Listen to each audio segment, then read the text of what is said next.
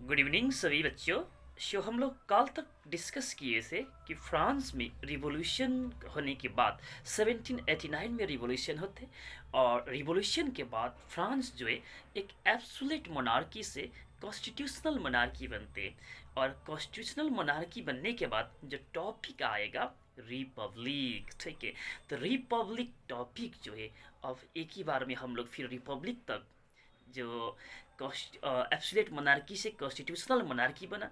अब constitutional monarchy से Republic लाने के लिए कुछ देर तो हम लोग भी थोड़ा वेट करें, पेशेंस रखें, है ना। तो इसीलिए कुछ दिन तक रिपब्लिक को हम नहीं लाएंगे। तो तब तक हम लोग थोड़ा डिस्कस करते हैं कि जो भी हम लोगों ने पढ़े थे अभी तक में फ्रांस में जो रिवॉल्यूशन हुआ तो उसका जो कॉजेस वगैरह हम लोगों ने डिटेल में जो पढ़े, अब इसको हम लोग कैटेगरी वाइज डिवाइड करेंगे। क्योंकि कभी कभी जनरली क्वेश्चन वगैरह सेट करते social causes of French revolution, economic causes of French revolution, political causes of French revolution, immediate causes of French revolution बोल करके क्वेश्चन बनाने वाले लोग तो बना ही देते हैं, है ना।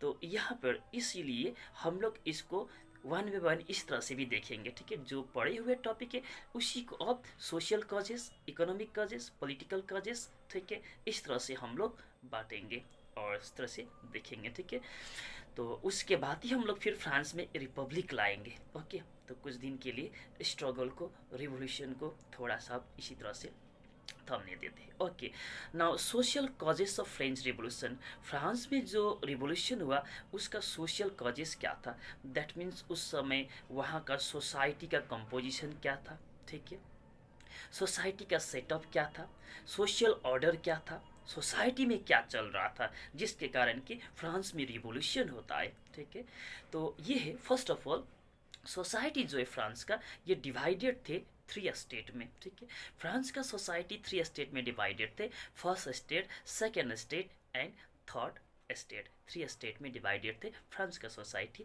जो हम लोगों ने डिटेल में ऑलरेडी पढ़ चुके हैं। ठीक है, किंतु ये हम लोग इसीलिए मैं यहाँ पर आपको इस टॉपिक पर पार्ट वाइज यहाँ डिस्कस कर रहा हूँ, ताकि अगर एग्जामिनेशन पॉइंट ऑफ व्यू से भी अगर इस तरह से क्वेश्चन सेट होते हैं तो आपको कोई प्रॉब्लम नहीं होगा। ये सारा पॉइंट लिखेंगे सोशल कॉजेस में तो आपको आसानी से मार्क्स भी स्कोर हो जाएगा। ओके, सो फर्स्ट तो क्या बोले कि society was divided into three states, और इसमें जो है कैलोर्जी जो है वो फर्स्ट स्टेट से बिलोंग करते थे और सेकेंड स्टेट से बिलोंग करते थे नोबिलिटी, और रिमेनिंग जो है थर्ड स्टेट से बिलोंग करते थे। ओके, और फर्स्ट स्टेट जो है जिसको कैलर्जी जो कहते थे, तो इसमें आते थे कौन, तो इसमें आते थे जनरली फादर्स बोलो या तो प्रीस्ट बोलो या तो बिशप बोलो या तो पास्टर बोलो। दैट मीन्स जो चर्च से रिलेटेड काम करेगा वहाँ पर चर्च में, दैट मीन्स जैसे कि हिंदुइज्म में होता है पंडित जी या तो मुस्लिम कम्युनिटी में होता है मौलवी, उस तरह से क्रिश्चियन कम्युनिटी में इसको फादर कहते, पास्टर कहते, बिशप कहते। दैट मीन्स ये रिलीजन का ठेकेदार लोग भी कह सकते, सुनने में खराब भी लगता होगा किसी को, तो जो भी हो। ठीक है, दैट मीन्स ये लोग होते थे फर्स्ट क्लास में। ठीक है, और सेकेंड स्टेट या तो सेकेंड क्लास में आते थे generally members of royal family. ठीक है, king, members of royal family, that means king का फैमिली मेंबर्स वगैरह। ओके, साथ साथ मिनिस्टर्स हुआ और अदर हाई ऑफिशियल्स। और यहाँ पर किंग जो है जनरली बहुत सारा हिस्टोरियन ये कहते हैं कि किंग किसी भी स्टेट से बिलोंग नहीं करते थे, ना तो फर्स्ट स्टेट, ना तो सेकेंड स्टेट, ना तो थर्ड स्टेट, क्योंकि किंग जो है अपने आप को गॉड का रिप्रेजेंटेटिव मानते थे। तो इसीलिए किंग वो तीन जो स्टेट थे, थ्री स्टेट्स है, उसमें से किसी में भी वो इंक्लूड नहीं थे। ठीक है, स्टेट सिस्टम से वो अलग थे किंग, कुछ हिस्टोरियन ये कहते, और कुछ हिस्टोरियन जो है किंग को नोबिलिटी के ग्रुप में रख देते। ओके, चलो अब थर्ड स्टेट में कौन थे, तो थर्ड स्टेट में पेजेंट्स थे। दैट मीन्स पेजेंट्स कौन है उसके बारे में हम लोग ने ऑलरेडी आपको बोल चुके हैं, उसमें और फार्मर्स में क्या डिफरेंस है, फार्मर्स और पेजेंट्स में क्या डिफरेंस है, आप लोग कमेंट में लिख लेना। ठीक है, अगर आपको पता है तो।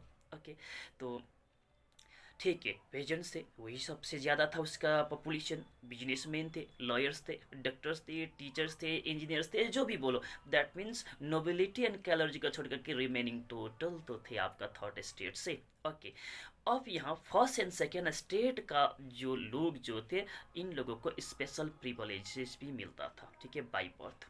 और इसी तरह से फर्स्ट एंड सेकेंड स्टेट को कोई टैक्स पे करना नहीं था, ये लोग कोई टैक्स पे नहीं करते थे।